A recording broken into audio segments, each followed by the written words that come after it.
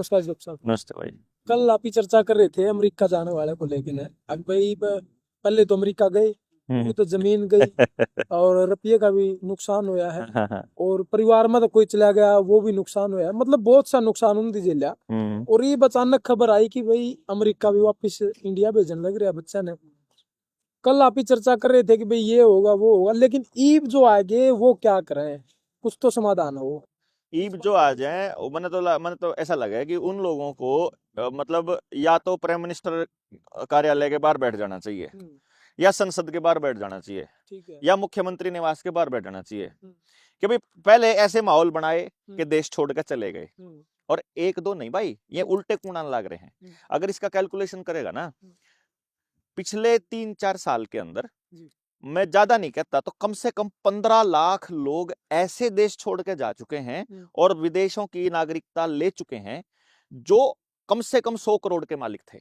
15 लाख लोग 15 लाख लोग ऐसे इस देश में से। इस देश में इस से जो देश बाहर जा चुके हैं। हाँ, इस देश को खोखला करना ही उद्देश्य था इस नरेंद्र मोदी के टाइम पर आने वाली सारी सरकारों का। हाँ, ये मतलब क्या यो था? क्रेज जो है नहीं, हाँ। यो नरेंद्र मोदी के टाइम पे आया, उससे पहले कम था क्रेज। क्रेज नहीं आया। हम्म, ये हुआ क्या, मैं हम्म, आपको बताता हूँ। हम्म, इसने आते ही जो पॉलिसीज चालू करी हम्म, और जो नफरत का माहौल बनाना चालू किया, जी, हमने उसके ऊपर खूब बोला भी था। हम्म, जो दूरदर्शी आदमी होते हैं, जिनको चीजें थोड़ी बहुत नजर आती हैं हम्म, और उसका इम्पैक्ट वो देख लेते हैं कि ये चीज का इम्पैक्ट 10 साल बाद कैसे होगा। जैसे मैं हम्म, पेरेंटिंग पे काम करता हूँ, जी, तो मैं पेरेंट को बताता हूँ कि तुमने अगर 2 साल की उम्र में, 4 साल की उम्र में बच्चे से ऐसे बात करी, हम्म, तो ये बड़ा होकर इस तरह से बन जाएगा। हम्म, तुमने इसकी परवरिश ऐसे की तो ये ऐसा हो जाएगा। इसी तरह से हम ये देखते हैं कि जो सत्ता में बैठा आदमी जब कोई बयान देता है हम्म, और जब कोई आदेश पारित करता है, हम्म। तो लेटर ऑन इसका क्या असर देश के ऊपर होने वाला है, मतलब अखबार में छपी स्टेटमेंट से हम ये अंदाजा लगा चल लेते चल हैं। रही है, उससे बिल्कुल आप अंदाजा अंदाजा लगा लगाते लेते हैं कि 10 साल बाद इसका हैं। क्या होने वाला है। ठीक है। जैसे ही 2014 में सरकार बनी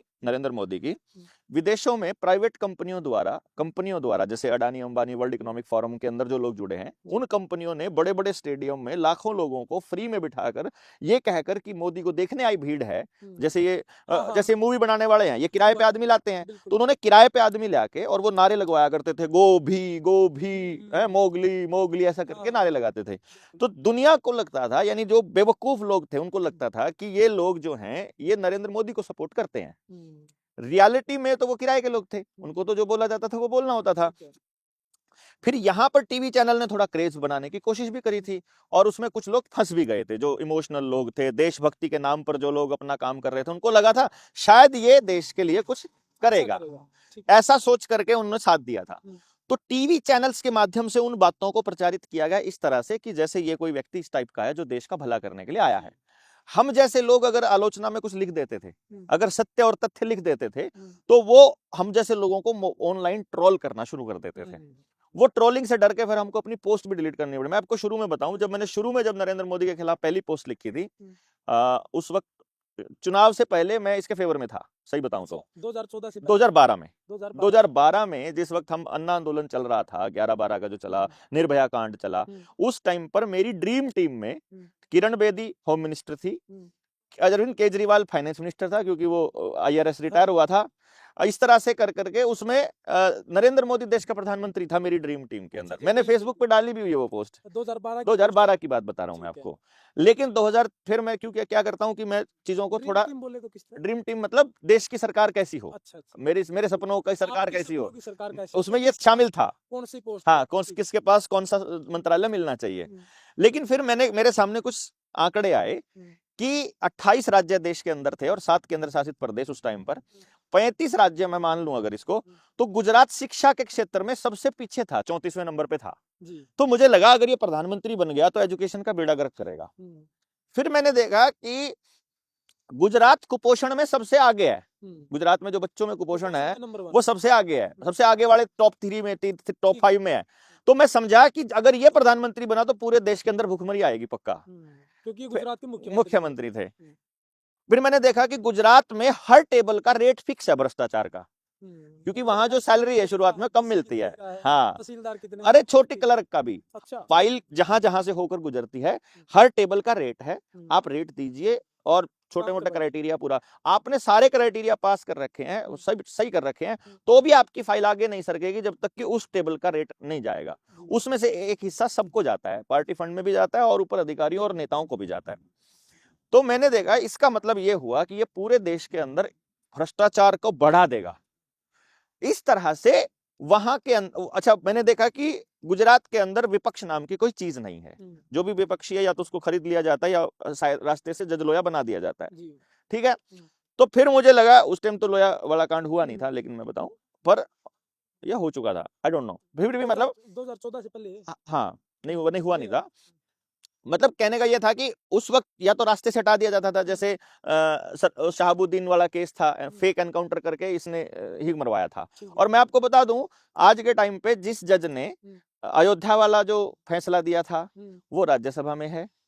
अच्छा। हाँ, और जिसने इसका अमित शाह को जिसने बरी किया था उस फेक एनकाउंटर कांड के अंदर, वो आजकल मेरे ख्याल से किसी टॉप पोजीशन पर है इस टाइम पर। अच्छा पद दे अच्छा पद है, या तो मतलब किसी संवैधानिक पद पर है, जो मतलब बहुत बड़े पद पर, मंत्रालयों से भी ऊपर अलग से। मेरा कहने का मतलब ये हुआ कि उस टाइम पर मैंने जो गुजरात के हालात देखे तो मुझे ये एहसास हो गया था कि देश बर्बाद होने वाला है। अब 2012 में 14 से पहले, 14 से चुनाव से पहले, चुनाव के दौरान कह लीजिए, मतलब चुनाव जब तक 2012 में आपकी ड्रीम टीम थी और फिर आपने देखा 14 में मैंने 2013 तक बल्कि मैंने अपने पिताजी को ये कहा तक आपका थोड़ा बहुत बदल चुका था। चुनाव आने से पहले मैंने चुनाव की जब कैंपेनिंग ये कर रहा था तो इसे कुछ लोग बड़ा ध्यान से सुनते थे, मेरे पिताजी उनमें से एक थे। तो जब वो उसको सुन रहे थे भाषण, तो मैं खड़ा था और मैं पीछे खड़ा खड़ा मैं उनको कह रहा था, मैं ये देश का सत्यानाश करेगा। तो मेरे पिताजी ने एकदम मुझ पर गुस्सा किया, हाँ तुझे क्या पता है ये किसके लिए करेगा, ना इसके बालक ना बच्चे। तो मैंने कहा इसका मतलब सारा भ्रष्टाचार बालक बच्चे वाले ही करते हैं। आपने तो ऐसे डिक्लेयर कर दिया कि भ्रष्टाचारी सिर्फ बालक बच्चे वाला है, ये असली तो सत्यानाश ये रांडे हैं, क्योंकि ना अपने बीज का पेरा को नहीं, इनका बीज है ही नहीं इनका, तो ये किसके लिए करेंगे फिर ये। तो लेकिन उस बात पर जो बहस थी वो वहीं हो गई। जो जिस बात पर हम जा रहे थे कि अमेरिका जब जा रहा था देश, लोग छोड़कर जा रहे थे, दो तरह के लोग जा रहे थे। पहला वो जो बहुत अमीर है, क्योंकि उसे दिख गया था कि अब इस देश के अंदर बर्बादी आना तय है। सरकार बनते ही आपके सामने फेसबुक यूट्यूब के अंदर एक, और खास तौर पे व्हाट्सएप के अंदर एक ऐसी वीडियोस आने लग गई थी जिन वीडियोस के अंदर वो भगवा पहने कुछ लोग थे और उनको गर्दन काटी जाती थी। आजकल तो आपको पता लग गया ना कि एआई से ऐसी वीडियो बनाई जा सकती हैं, आर्टिफिशियल इंटेलिजेंस से इस तरह की वीडियो बनाई जा सकती हैं कि आप कभी ये बता ही नहीं पाओगे कि ये असली नहीं है। फोटो से किसकी वीडियो किसकी वीडियो, मतलब असल में हुआ कुछ भी नहीं था वहां, नहीं बिना, हाँ एक फोटो दे दो उसकी वीडियो बन जाएगी वैसी जैसे आप चाहते हो। तो वो वीडियोस लोगों को परोसी गई यह कहकर कि फलानी जगह पे हिंदुओं के साथ अत्याचार धमकानी जाए। कहीं कोई अखबार में नहीं है खबर, कहीं कोई मतलब फैसले नहीं हो रहे, सिर्फ वो आपके फोन में थी, जिसकी वजह से आपके अंदर नफरत परोसी जा रही थी। अमीर लोग आपस में बैठ के चर्चा करते हैं, क्योंकि उनका कनेक्शन सारे मंत्रियों से होता है, मंत्रियों का कनेक्शन ऊपर होता है, वर्ल्ड इकोनॉमिक फोरम के लोगों से होता है। तो वो कनेक्शन के जरिए उनको पता लग गया था कि इस देश के अंदर आने वाले टाइम में दंगे होने हैं, ये देश बर्बाद करना है मोदी ने। ठीक है, उस चीज को एक जिक्र किया था कि विदेशों में जाके ना मोदी के नाम पर भीड़ हो रही थी। हाँ, वो ठीक उसी तरीके से था जिस तरह अपने रैलियों में भीड़ यहाँ करी जाओ भाड़े के लोग बुला के ना। एग्जैक्टली वो रैलियों में थोड़ा सा सस्ता होता है, वहां वो सोफिस्टिकेटेड कोट पैंट भी उनको दिए गए थे और मतलब इस टाइप से लोग थे। ठीक है, और फिर तो अमेरिका अगर मोदी जा रहा है तो उसके स्वागत में वहां भीड़ इकट्ठा हो रही है, एक स्वागत, पूरा ड्रामा रचा। जो असली इंडियंस थे वो तो डिमांड कर रहे थे, जो रियल मुद्दे थे उनके ऊपर कुछ करो। भाई आपने कहा कि कांग्रेस भ्रष्टाचारी है, आपने ये कहा, कांग्रेस के भ्रष्टाचार के मुद्दे पर आप सत्ता में आए, लेकिन नरेंद्र मोदी को और अमित शाह की पूरी एसीबी, पूरी सीआईडी, सीबीआई, ईडी या मतलब आईबी, किसी भी संस्था को आज तक किसी भी नेता के खिलाफ कोई सबूत नहीं मिला। ये भी कमाल की बात। मतलब 2014 से लेकर आज 11 साल हो गए ना, आपको 25 चल रहा है अभी, तो 11 साल में ना आपको राहुल गांधी के खिलाफ भ्रष्टाचार का सबूत मिला, ना आपको मिल तो रहे हैं सबूत, मिल तो 11 साल में भी सजा नहीं दे सकते आप। मतलब आपकी न्याय व्यवस्था ऐसी है, केजरीवाल भी तो अभी जेल से बाहर आया है। नहीं जेल से बाहर आया है, सजा तो नहीं हुई ना। आरोप लगा देना, आपने मेरे ऊपर आरोप लगा दिया कि भाई ये मेरा यौन शोषण कर रहा था, ठीक है, तो जेल तो हो जाएगी। बाद में साबित करते करते मुझे कितना समय लग जाएगा, लोगों को बताते बताते कितना लग जाएगा कि इसको तो करोड़ रुपए दे रखे थे मेरे ऊपर आरोप लगाने के लिए, या इसको तो खरीद रखा था। बीजेपी के अध्यक्ष पर भी हरियाणा में लग रहे हैं आरोप। ये तो नहीं कर सकता, अगर बीजेपी का अध्यक्ष नहीं कर सकता ये काम, क्योंकि ये ये जो क्या आरोप है? ये राष्ट्रीय समलैंगिक संघ का कोई भी आदमी स्त्रियों के ऊपर नहीं नजर रखता है, ये लड़कों पे नजर रखते हैं। ये अगर कोई लड़का आरोप लगाता तो मैं मान लेता। वो रॉकी मित्तल शायद उसके साथ में था, उसने हो सकता है कि कुछ डिमांड करी हो, लेकिन ये आरएसएस वाले नहीं करते कभी भी अच्छा, काम ना। आरएसएस वाले आरएसएस वाले लड़कों में इंटरेस्टेड रहते हैं। आप जाकर देखो ना, जो संघ में गए हैं उनको मालूम है वो लड़कियों में नहीं इंटरेस्टेड है। वो तो ब्याह भी इसलिए नहीं करते ना क्योंकि उनको पता है कि भाई लड़कियों में अपना इंटरेस्ट ही नहीं है। आरएसएस की फुल फॉर्म कुछ और बता रहे हो? अच्छा नहीं, वो इस आरएसएस की नहीं कर रहा हूँ, वो आप कह रहे हो मैं समलैंगिक संघ की, ये समलैंगिक संघ से ही होगा ना, पूछ लेना। इससे नहीं होगा तो मैं माफी मांग लूंगा, कोई दिक्कत नहीं भाई, आप समलैंगिक संघ से हो या दूसरे वाली उससे आरएसएस से हो, ठीक है। अच्छा अच्छा। तो मेरा ये कहने का अर्थ ये हुआ वहां से कि भाई आ, उस वक्त उन लोगों ने ये अंदाजा लगा लिया, आरोप लगाने का मतलब भ्रष्टाचारी नहीं है, आपके ऊपर भ्रष्टाचार के केवल आरोप लगे हैं। ठीक है। अब अगर देखो कांग्रेस के ऊपर भ्रष्टाचार के आरोप लगे लेकिन साबित तो नहीं हुए ना चलो आप उसी भाई। मुद्दे पे ये अगर इस क्योंकि देखो क्लीन चिट नरेंद्र मोदी को गोधरा कांड से मिली, अमित शाह को शहाबुद्दीन केस से मिली, शाहबुद्दीन केस तो आपने उनको मान लिया कि वो साफ है बिल्कुल, फिर आप उनसे डरते क्यों हो? प्रचार तो कुछ इसी तरीके से मतलब डरते क्यों हो फिर आप उनसे, अगर वो साफ सुथरे हैं तो।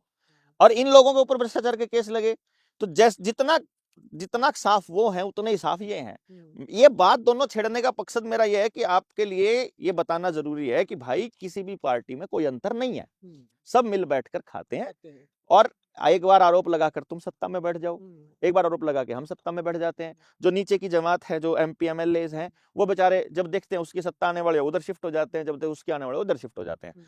बात थी देश के लोगों की, देश के लोगों के जबान से और दिमाग से सवाल निकाल दिए और दूसरी चीजें घुसा दी गई। तो अमीर लोगों ने सोचा कि इस देश का सत्यानाश होने वाला है, तो हम एक काम करते हैं, निकल लेते हैं यहाँ से। अच्छा, जो पैसे वाले लोग थे आंकड़े निकालना, गूगल से निकालना और फ्लैश करना आप अपने चैनल के ऊपर कि ये कितने लोग देश छोड़कर जा चुके हैं, लिखे हुए हैं बकायदा कुछ आंकड़े। तो क्योंकि यहाँ तो आप बिना नागरिकता छोड़े बिना दस्तावेजों में जाओगे नहीं, तो दस्तावेज हैं तो थोड़ा रिसर्च है, थोड़ा आंकड़ों में मैनिपुलेशन करके कम दिखा लोगे, लेकिन लाखों लोग इस देश को नागरिकता छोड़ के जा चुके हैं जो करोड़पति हैं। मैं अरबपति करोड़पति की बात कर रहा हूं। फिर रही बात जो बेरोजगार है, दूसरा लेवल का जो आदमी था जो वहां, वो बेरोजगार आदमी था। बेरोजगार आदमी को लगा कि वहां पैसा बहुत है, उसने वहां की जिंदगी को देखा नहीं था, उसको ये नहीं पता था कि वहां डिप्रेशन की भी तादाद परसेंटेज में दुनिया में सबसे ज्यादा है। उसने ये नहीं देखा था कि अमेरिका के अंदर बेरोजगारी सबसे ज्यादा है, वो वहां के लोगों के स्टैंडर्ड के हिसाब से बेरोजगारी ज्यादा है। जैसे अमेरिका आप देखोगे हरियाणा के अंदर बेरोजगारी ज्यादा है। अगर हरियाणा में बेरोजगारी ज्यादा है तो फिर बिहार से आया आदमी को हरियाणा में रोजगार कैसे मिल जाता है? मतलब सवाल तो बना है। झारखंड से आए, दूसरे राज्यों से आए आदमी को यहाँ रोजगार कैसे मिल जाता है भाई? इसलिए बेरोजगारी ज्यादा नहीं है, असल में हरियाणा का जो मिनिमम इनकम है, न्यूनतम जो आय है, उस आय पर रोजगार नहीं है, उससे कम आय वाले का रोजगार है। जैसे दिहाड़ी अगर मान लो 500-600 रुपए है, तो जब आपके पास दूर दराज के इलाके से सस्ते मजदूर पॉसिबल अवेलेबल हैं, लेकिन खर्चे भी ज्यादा है। ना ऐसा नहीं है ना। आपने एक लाइफस्टाइल बना लिया। आप हरियाणा क्योंकि समृद्ध प्रदेश है, वनस्पति खूब है, फसलें खूब होती हैं, जमीन उपजाऊ है, पानी है, पंजाब है इस तरह से, तो पंजाब में वो समृद्ध प्रदेश है। तो कोई आदमी काम करने जाता है, उसके घर में 15 एकड़ जमीन पहले से ऑलरेडी है, उसका खेती में इंटरेस्ट नहीं है, तो अब वो 15 जब किसी जगह नौकरी करेगा और कोई उसे कहते 12,000 रुपए दूंगा, 15,000 रुपए दूंगा, तो वो उस 15 एकड़ को देखता है कि यार इतनी छोड़ के 12-15 हजार की नौकरी नहीं करूंगा। लाखों में उसे कोई देगा नहीं क्योंकि पढ़ा लिखा नहीं है। पढ़ा लिखा हो भी तो पढ़े लिखने वाले आंकड़े अगर आपको बता दें तो आपको पता चलेगा कि आप हर साल कितना बच्चा दाखिल होता है स्कूलों के अंदर? वो तो 5 लाख, लगभग 2 करोड़ बच्चा दाखिल होता है हर साल पूरे इंडिया से, 2 करोड़ बच्चा। और 12वीं को पास कितना बच्चा करता है? 50 लाख। ठीक, फिर ग्रेजुएशन कितना करता है? 4 लाख। फिर मास्टर्स कितना करता है? 40,000। हाँ 40,000, ठीक है, 4 लाख में से 40,000। और पीएचडी कितना करता है? 4,000। पूरे देश में 2 करोड़ लोग चालू हुए, 2-2.5 करोड़ रुपए, और 4,000 लोगों तक पहुंचा आंकड़ा सिर्फ पीएचडी पहुंचने तक। तो एजुकेशन सिस्टम को डिजाइन इस तरीके से किया गया कि आप आपस में लड़ते रहो, कंपटीशन करते रहो, लेकिन हासिल कुछ नहीं होगा आपसे, ना जॉब मिलेगी ना काम मिलेगा। तो वो आदमी जो पढ़ नहीं पाया क्योंकि सिस्टम के अंदर खामियां हैं, वो बच्चा सोचेगा अब मैं क्या करूं। तो अब अमेरिका जाता है तो वहां अमेरिका वालों को सस्ता मजदूर चाहिए, तो वो यहां से सस्ता मजदूर बुला लेगा कि आने देते हैं इसको। जैसे आपके यहाँ हरियाणा में दूसरे स्टेट से लोगों को आने देते हैं, जैसे पश्चिम बंगाल में उत्तर बांग्लादेश से रोहिंग्याज को आने देते हैं ये, क्योंकि वहां से आया हुआ आदमी कागज है नहीं, यहाँ का आदमी के पास कागज है नहीं, तो छुप कर रहेगा तो मिनिमम में रहेगा, कम से कम सुविधाओं में रहेगा। कोई कहेगा तेरे को इतनी दिहाड़ी मिलेगी, वो उतने भी कर लेगा। वो कहेगा दिहाड़ी नहीं मिलेगी, रोटी रोटी मिलेगी, वो उतने भी कर लेगा कि पैसा तो बचेगा कम से कम, जो माँ बाप का खर्च किया है आगे मिल जाएगा काम, इस उम्मीद में कि आने वाले टाइम में मैं ठीक जिंदगी जी लूंगा। वो वहां बदतर नरक जैसी जिंदगी जीने के लिए मजबूर हो जाता है, अच्छे भविष्य की कामना में। असल में अमेरिका के लोगों को जब सस्ते मजदूर चाहिए थे तब उन्होंने बुला लिए। कनाडा ने भी ऐसे ही किया, ऑस्ट्रेलिया ने भी ऐसे ही किया। अब जैसे वहां का आदमी खेती करना नहीं चाहता फॉर एग्जांपल, लेकिन यहाँ तो खेती करने वाले लोग हैं, और सबसे ज्यादा मेहनत करने वाला आदमी कहाँ का है? पंजाब का। इसलिए सबसे ज्यादा सरदार गए विदेशों के अंदर, क्योंकि उनको वहां काम करने के लिए आदमी चाहिए था।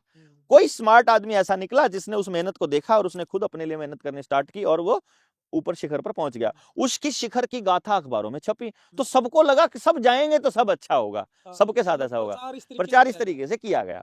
जैसे किसी ने अपनी जमीन बेचकर बेटे को यूपीएससी के एग्जाम दिला दिए, और बाय चांस एक बच्चा पास हो गया, लेकिन कोई ये अखबार नहीं बता रहा कि पूरे देश में 10 लाख लोगों ने अपनी जमीन बेच के यूपीएससी की तैयारी कराई थी, उनमें से हजारों बच्चे तो सुसाइड कर गए, हजारों बच्चे डिप्रेशन में पड़े हैं और अभी भी कुछ तैयारी कर रहे हैं, उनका कुछ नहीं हुआ। ये आंकड़ा नहीं देगा कोई भी, वो आंकड़े को मैनिपुलेट सिर्फ एक कोई प्रचारित इस तरीके से किया जाएगा। इसी तरह से विदेश गए हुए लोगों का भी प्रचार हुआ, और उस प्रचार के चलते अंधे होकर लोगों ने अपनी जमीनें और जमीर बेच करके लोग अपने बच्चों को बाहर भेजना शुरू किया। अब उनका जो काम उन्होंने करवाना था वो करवा लिया। अब बोले अब निकलो यहाँ से, अब निकलो यहाँ से, तो बेड़ियों में बांध करके देश के अंदर वापस भेजना शुरू कर दिया। और अब ये हर देश के अंदर ऐसा हो रहा है। अभी अभी कोलंबिया के राष्ट्रपति ने बोला था, अगर तुमने ऐसा किया तो ये गलत है। अमेरिका से ऐसे ही बेड़ियों में बंधे हुए और सेना के जहाज से उतार रहे थे, उन्होंने उनका जहाज उतरने नहीं दिया अपने देश के अंदर। हाँ, अमेरिका का जहाज नहीं उतरने दिया, उन्होंने कहा ना, वापस लेके जाओ, और जो यात्री विमान है उससे हम ससम्मान लेके आएंगे अपने लोगों को सम्मान के साथ। लेकिन ये जाहिल आदमी ये काम नहीं करेगा। क्यों? क्योंकि इसको इस देश के अंदर अमेरिका के खिलाफ नफरत पैदा करनी है, क्योंकि इसको दुनिया को 2 धड़ों में वर्ल्ड इकोनॉमिक फोरम ने बांटना है। अभी इसी मुद्दे के ऊपर हो सकता है कि एक देश दूसरे देश की आलोचना करे, वो कहे कि हमें जवाब देना आता है, वो कहे कि हमें भी जवाब देना आता है, फिर कहे कि युद्ध के आसार हो रहे हैं, फिर सेना के टैंक इधर से उधर जाने लगे, और पता लगे इतने जहाज खरीदने पड़ेंगे, इतनी मिसाइल खरीदनी पड़ेंगी, और जब आपको पता चलेगा कि ये जहाज वाली, मिसाइलों वाली और युद्ध के टैंकरों वाली और ये सारी की सारी मशीनरी और टेक्नोलॉजी सारी रॉकफेलर की है। अच्छा यानी जिसका पेस्टिसाइड खा रहे हो, जो अमेरिका से वापस आने लग रहे हैं, हाँ, इसी मुद्दे पे युद्ध भी हो सकता है। क्यों नहीं हो सकता है? यही तो हम आपको बता रहे हैं। इस देश के अंदर या हर देश के अंदर या तो लोग, राष्ट्रपति ने अगर ये डिमांड कर दी तो उसका कि भाई अमेरिका नहीं, अमेरिका के विदेश मंत्री ने माफी मांगी, फिर उसके बाद हमसे गलती हो गई जी, तो वो विरोध भी तो कर सका कि हम भेजेंगे भाई, हथकड़ी पर आगे भेजेंगे, बेड़ियां लगा के भेजेंगे। वो ये तब करेंगे अगर कोलंबिया अपने नागरिकों को लेने से मना कर दे। अच्छा, वो तो कह रहा है ना, अभी हमारे नागरिक हैं, इज्जत से लाओ, अपने वाले में तो इतनी औकात नहीं है। अपने इंडिया की जो पार्लियामेंट है उसमें उठने लग जाए कि भाई पार्लियामेंट स्थगित कर देंगे, जो मुद्दा उठाएगा उसको सस्पेंड कर देंगे। नहीं, ये 177 पार्लियामेंट के मेंबर संसद से सस्पेंड करके इन्होंने भारतीय न्याय संहिता पास करी थी, आपको पता भी नहीं चला, देश के लोगों को पता भी नहीं चला। देखो भाई, ये लोग जब तक नहीं समझेंगे और खुद नहीं बोलेंगे। क्योंकि आपने जो जिक्र कराया है वो करा अरबपति करोड़पति जो छोड़ के गए थे, जो औरत भी जमीन बेच के नचा दिया, औरत भी अपना परिवार खो के अमेरिका गया था और अमेरिका से वापिस आने लग रहा है, वो बच्चा कहाँ जाए? क्या देखो, अगर उसे माल चाहिए, अगर उसे माल चाहिए, बड़ी बड़ी गाड़ियां चाहिए, बड़े बड़े इंस्टाग्राम पे फिर से फोटो डाल के पूरे समाज को बर्बाद करना है, तो भाई उनसे तो मेरे तो हाथ जुड़े हैं। उसे बात समझ में आ गई है और अपने देश को दोबारा से खड़ा करना है भारतीय के आधार पर, तो आ जाओ जनता सरकार मोर्चा के साथ और बात करते हैं कि तुम्हारी वजह से हम गए थे, तो जिम्मेदार कौन है? हम तो बुला लेते हैं, आ जाओ। बिल्कुल बिल्कुल, ये तो क्योंकि कोई ना कोई उनके पास मौका है जवाब लेने का। अगर जवाब नहीं लेने की हिम्मत है, क्योंकि तुम्हारे को लगता है कि तुम्हारे खिलाफ मुकदमा हो जाएगा, तुम्हें लगता है कि तुम्हारे खिलाफ ये हो जाएगा, पुलिस रिपोर्ट बन जाएगी, तो तुम नौकरी नहीं कर पाओगे, तुम्हारा पासपोर्ट कैंसिल हो जाएगा, अगर इतना डरते हो और पैसे का इतना लालच है, फिर हमारे पास भी कोई सोल्यूशन नहीं है, फिर किसी के पास कोई सोल्यूशन नहीं है। सोल्यूशन है नहीं, आपको अमेरिका के बच्चे नहीं, वो किसी के नहीं बचे। देखो वो तो कुर्ता घाट का, वो किसी खाते का नहीं बचा। ये अपने को समझना पड़ेगा कि भाई अब ये समय है कि जो यहाँ लोग हैं वो इस बात को समझें कि अपनी जो भारतीय जो परंपरा है उसमें बेरोजगारी नाम की कोई चीज नहीं है, उसमें नौकरी नाम की भी कोई चीज नहीं है, और उसमें व्यापार भी नहीं है। उसमें अगर कोई चीज है वो तो लेकिन जमीन से जुड़ना है। समृद्धि नाम की तो है। समृद्धि ही समृद्धि समृद्धि है, समृद्धि समृद्धि ही समृद्धि, बस उस बात को समझ ले कोई। समझ धीरे धीरे हम इसके ऊपर काम कर रहे हैं, लोग आएंगे, प्रचार करेंगे, लोगों तक बात जाएगी, तो धीरे धीरे लोगों को समझ में आएगा।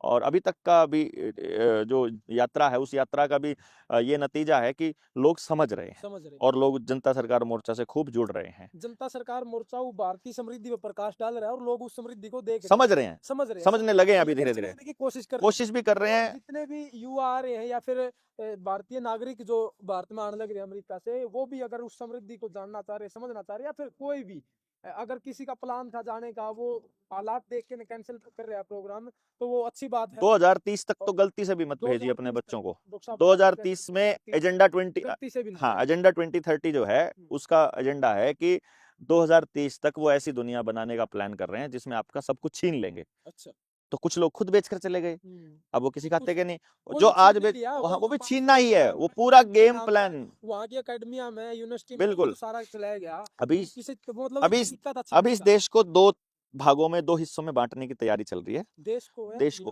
पूरे देश को हम्म। और दुनिया को भी, yes you can say that, पूरी दुनिया को 2 हिस्सों में बांटने की तैयारी चल रही है।